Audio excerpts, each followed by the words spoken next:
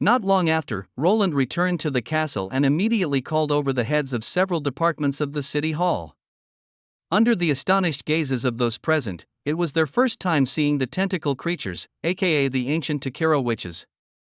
Despite having been forewarned, the sight of these tentacled creatures made everyone gasp in shock. Some spilled their tea, some stood up, and some even thought of leaving the hall. Edith was the only one who could be considered calm. There was a mix of excitement and curiosity in her eyes, and Roland also noticed the way Edith looked at him was a bit weird. He had no idea why her face was blushing, perhaps excited seeing tentacles. Nonetheless, he shook off the thoughts. Given the upcoming battle against demons, Roland naturally had to inform everyone of the Takira witches' existence. He then began to introduce their origin and their stories. It seemed like, after more than 2 years of experience, all of Roland's officials and their ability to accept new things should have greatly improved. As he thought.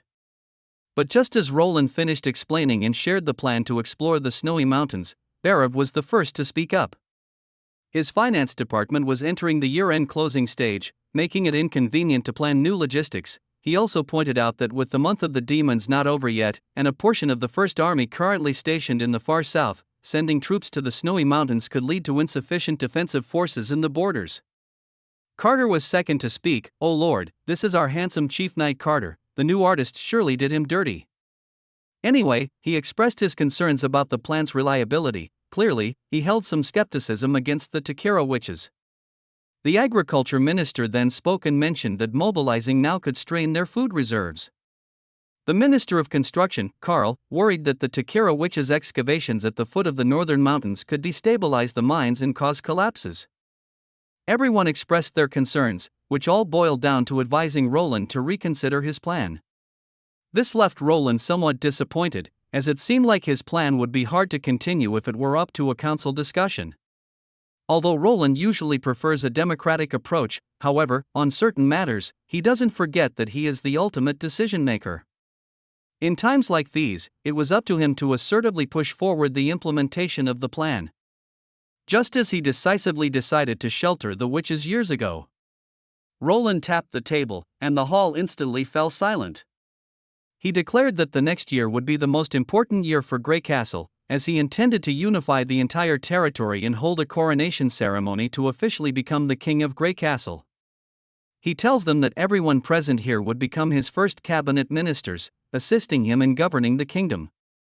Upon hearing this, everyone stood up, placed their right hand over their chest, bowed in respect, and finally understood their king's intentions.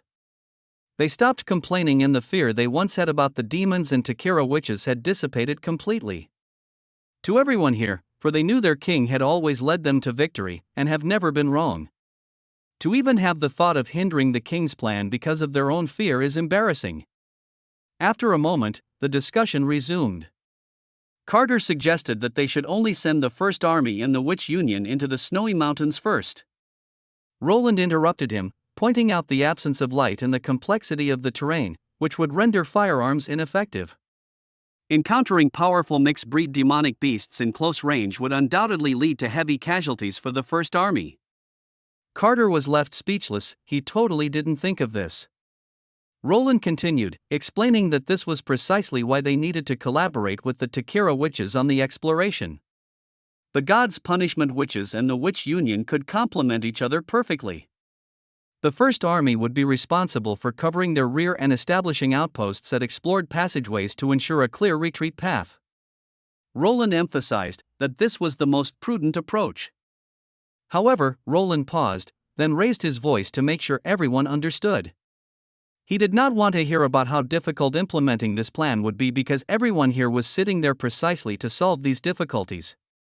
At this point, Roland's demeanor became serious. With the Third Divine War looming, he emphasized the need for capable ministers and officials. He then turned to Barav, who stood up abruptly, visibly startled. When asked if there were any issues with the financial settlements and logistics, Barav claimed he could have a plan ready in 5 days. Roland, however, shook his head and gave him only 3 days. He then directed the Minister of Agriculture to ensure the food supply was prepared, and if it wasn't sufficient, he tells him to send ships to Canggu district to acquire more. Addressing Karl, before Roland even said anything, he proactively assured he would thoroughly inspect the geological stability of the mining areas and furnaces to prevent collapses. Roland nodded in approval and proceeded to assign tasks to everyone else. After discussing the plan, Roland asked Edith to recap the arrangements. Edith stood up. For this mission, Takira would dispatch 50 gods' punishment witches to fight alongside the Witch Union. The First Army, under the command of Brian, would select 500 of their best soldiers, while the rest would remain stationed in Neverwinter under Carter's command. With consensus reached on the exploration plan, Roland was about to conclude the meeting when Edith stood up, requesting to join the expedition to the Snowy Mountains. Barif, sitting next to him, remarked that she was neither a witch nor a soldier. She didn't need to be on the mission. However, Edith countered by stating she was a knight and had served as a swordsmanship instructor, capable of defending herself. Roland inquired about her reason for applying. Edith believed that with the divine war drawing closer, most of the ministers probably didn't even know what demons look like. If one did not even know the enemy, it would be impossible to assist the king in managing the city hall effectively. She thinks that with the Great War approaching, everyone needed to prepare for battle. Barif wanted to object but found himself at a loss for words. Clearly everything Edith said was right. Roland smiled, finding the argument interesting. Suddenly, he had an idea. What if this became a standard rule, where advancement for power required frontline experience as a prerequisite for promotion? This could ensure that City Hall officials would not underestimate their enemy and the war. Moreover, Edith possesses a talent for combat. With this in mind, Roland agreed to Edith's proposal. Edith played with her hair, smiling and bowing in gratitude. Back at the apartment, Cole watched his sister, Edith, pack her bags. She mentioned she would be away for a few days, and Cole observed the pile of clothes on the bed, realizing they were not meant for visiting nobility or attending dinners. Edith praised Cole for his observation with a smile. However, turning serious, she advised Cole to always maintain elegance when in the company of ladies, causing him to shiver. Edith then inquired about Cole's experience working at the city hall. Cole, who had not revealed his identity, said he diligently did his job, though he wondered why his sister hadn't arranged for him to work in her department. Edith smiled, explaining that the city hall wasn't as straightforward as it seemed, and with Minister Barif closely monitoring her, she couldn't afford to be seen as biased, especially since they represented their family. Cole bowed his head, thoughtful. After a moment, he nodded seriously, assuring her he would be mindful of this. Seeing her little brother had been more mature, she also remembered what their father once said: Cole's timid nature and lack of combat strength made him unsuitable to lead the family. However, in the city of Neverwinter, her little brother wouldn't need to act as a lord defending their territory with knights or fight in the front line when there's a battle. Cole would surely find his own significance in the city of Neverwinter. Casually picking up a long dress and holding it up to himself, Cole was especially eager to know where Edith was headed. Edith informed him that the mission was confidential and that knowing more would come at a cost. Cole thought this was a joke, and continued to wanting to know. With a smirk, Edith revealed they were heading to the Snowy Mountains in the western region to explore alongside the First Army and Witch Union. Cole, curious, asked why they needed to explore there. Edith calmly mentioned unknown hybrid monsters or a different civilization. Encountering anything would not be surprising, including the king's new alliance with tentacled creatures. Cole's jaw dropped in shock, unable to comprehend how his sister was not frightened by such terrifying prospects or how tentacled creatures could become allies of the king. For a moment, Cole thought his sister had lost her mind. Edith shifted the topic while asking if Cole remembered why they had pledged allegiance to the king. Cole responded it was for greater power. Edith noted his answer wasn't entirely accurate but wasn't wrong either. Power comes from vast lands and people. Once His Majesty defeated all of the civilizations, even the demons, then the power they could share would extend beyond human territories. Cole stood still, taking a while to digest this information. Nonetheless, Edith, pointing to the long dress, then tells him to wear it. She tells Cole it's time to pay the price. Meanwhile, in the southern territory, Lorca gazed across the vast desert, unsure of her exact location. However, she could hear strange sounds beneath her feet. Suddenly, a massive sandworm emerged from beneath the ground, its appearance fierce and terrifying. Before the sandworm stood a young girl who seemed to appear out of nowhere. Facing the giant sandworm, she didn't seem afraid. Turned out, she jumped high and struck the sandworm's head with a punch before piercing its skull with a spear. Lorca watched in disbelief. The girl was no other than her younger self.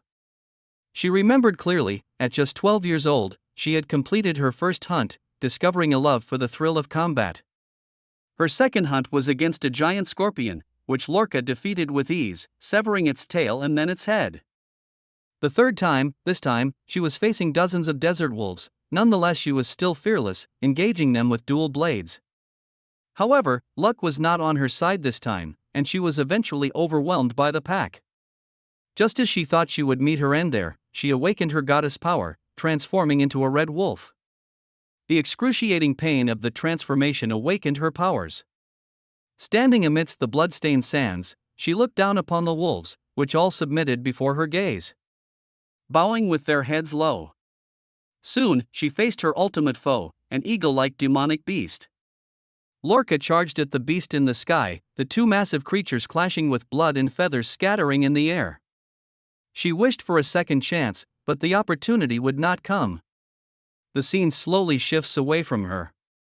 Fear gripped her heart, causing her to tremble. She refused to spend the rest of her life lying in bed and became useless. She wanted to stand up and continue fighting. Lorca abruptly opened her eyes, sitting up straight. Cold sweat soaked her back and the bedsheet. Hearing the scream, a maid rushed in and began to wipe the cold sweat from her body. Lorca looked around in disbelief. Her hands, eyes, and even her feet had no issues, and she felt no pain anywhere on her body. She rolled out of bed and stood firmly on the ground. Puzzled, she looked at the maid, who explained that people from the north had brought a new goddess who had healed her. The young goddess hadn't used any herbs, yet Lorca was miraculously healed. Remembering the words Ashes had said to her, it seemed that what she said wasn't merely words of comfort. She hurriedly dressed, ready to go out and express her gratitude, but the maid informed her that they had already left. The Asha clan had traveled to Grey Castle with the first group of sand people 2 days earlier, and Ashes and the others had left with them. Feeling a bit lost, Lorca then asked how long she had been unconscious.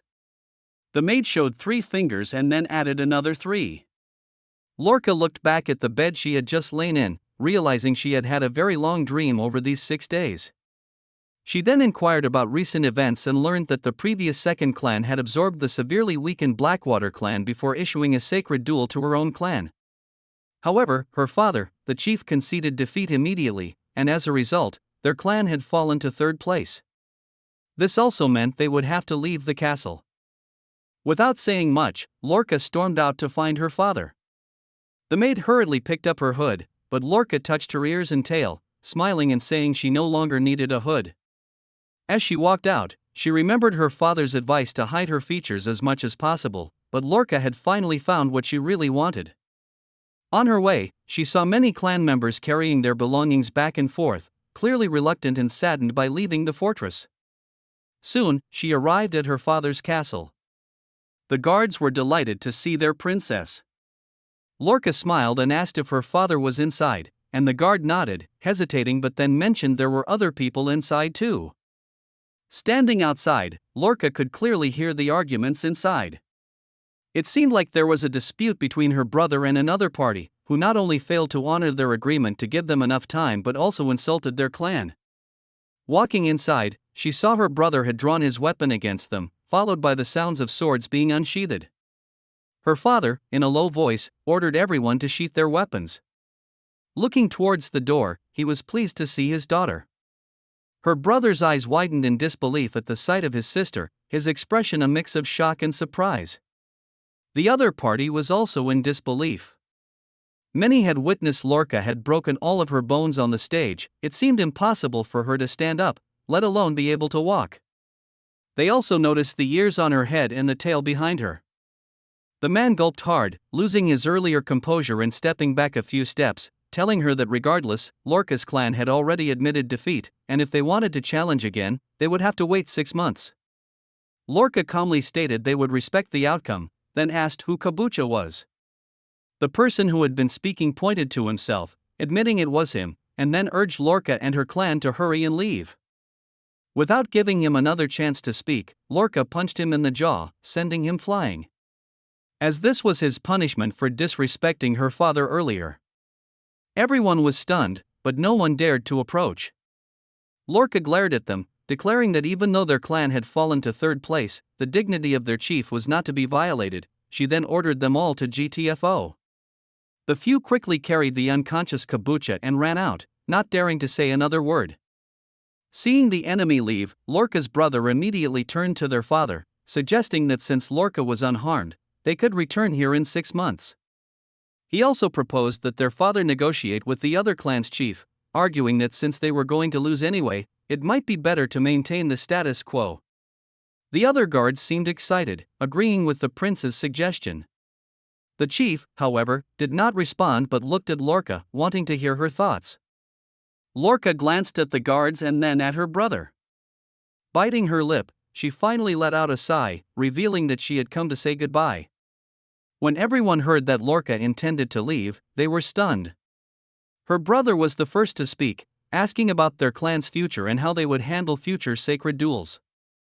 Lorca did not answer but silently looked at her father. The chief paused for a moment and then gestured for everyone to leave, wanting to speak with Lorca alone. After the guards bowed and left, the prince, hesitating to say more, eventually turned and left. When only the two of them remained, the chief asked if Lorca intended to go up north. Lorca does not hide her intentions. She tells him that she wants to find Ashes first and then travel together to the city of Neverwinter. The chief did not respond to this but instead inquired about what would happen to their clan. Without hesitation, Lorca suggested that they should head up north too and settle there, avoiding further battles over resources and food. She looked at her father, knowing he must have considered this already, otherwise, he would not have refused the other clan's challenge. The chief remained silent, listening to Lorca speak. Lorca understood that her father was not one to admit defeat easily. Even against a formidable opponent, he would ensure they paid a price. Their position as the first clan for years was a testament to their spirit. Clearly, the chief was prepared to lead the clan away from their current home, rendering the sacred duels meaningless. He no longer wished to see his warriors sacrifice themselves for feudal conflicts. After a moment of silence, the chief smiled, wondering whether Lorca was naturally intelligent or just as sharp as a wolf. Turned out, Lorca was right. The chief had indeed been waiting for Lorca to wake up first and discuss relocation. Lorca shook her head, also her long pointy ears, while claiming she didn't understand those matters and was not naturally intelligent, as she only believed in the strength of her fists. The chief looked at her, puzzled. Lorca explained that fighting someone allowed her to understand what kind of person they were. Using the combat skills that her father had taught her from a young age through personal combat training. Hence, she could guess her father's thoughts as well. The chief laughed heartily and then asked Lorca how she viewed Ashes. Recalling how Ashes had protected her, Lorca described her as someone who didn't talk much but a perfect guardian. Smiling at the thought, Lorca mused that anyone protected by Ashes must feel warm and secure. Hearing this, the chief finally made up his mind and decided to lead the clan up north in a few days. Lorca, however, planned to set off alone ahead of them. She wanted to see for herself if what was promised was true and if they really could have their own oasis. While Lorca trusted Ashes, she remained skeptical of others, even stating that if the king of Grey Castle deceived her, she would teach him a lesson. "Oof, little girl, you sure about that?" The chief, intrigued, asked what if everything they were told was true. Would Lorca pledge loyalty or serve him? He even began to imagine his daughter married to the king of Grey Castle, causing Lorca to blush, her ears twitching and eyes involuntarily shifting away as she murmured that no one would fancy a half-human, half-beast creature. "Well, I'm sure that Roland would love to pat you on the head." The chief chuckled and didn't press further on the topic. Instead, he asked Lorca to come closer. He wanted to take a good look at his daughter. As usual, Lorca approached and bowed down before him, and the chief affectionately patted her hair and fluffy ears and thanked her for all these years of sacrifice. During the night, having packed her belongings, Lorca left Iron Sand City with a huge backpack on her back. Entering the quiet and desolate desert, she looked around to ensure no one was around. Then, she set down her backpack and took off her clothes, folding each piece neatly into her backpack. She then looked up at the moon, feeling the wind while transforming into a giant red wolf. She lifted her head and let out a satisfying howl. The heavy backpack, now held in her mouth, seemed very small. Moments later, she once again embarked on her journey up north.